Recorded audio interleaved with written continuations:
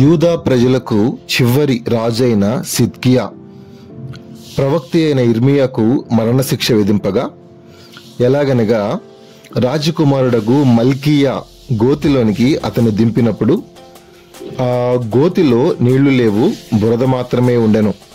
ఆ బురదలో ఇర్మియా దిగబడెను.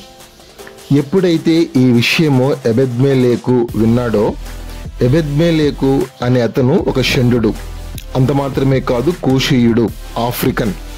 అతను రాజు ఇంటిలో ఉండేవాడు అధికారిగా.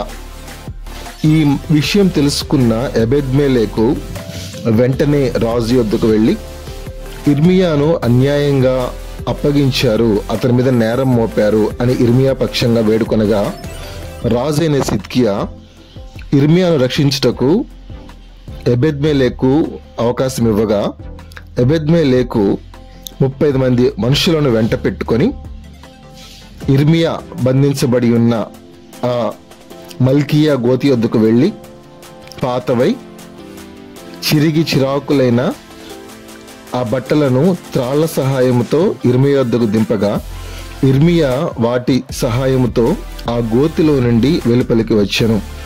ఈ రీతిగా షండు కూషీయుడగు ఎబెద్మెలెకు ప్రవక్త అయిన ఇర్మియాను కాపాడాడు. ఈ విషయమంతా ఇర్మియా గ్రంథము 38వ అధ్యాయము 1 నుంచి 13 వచనాల్లో వ్రాయబడి ఉంది.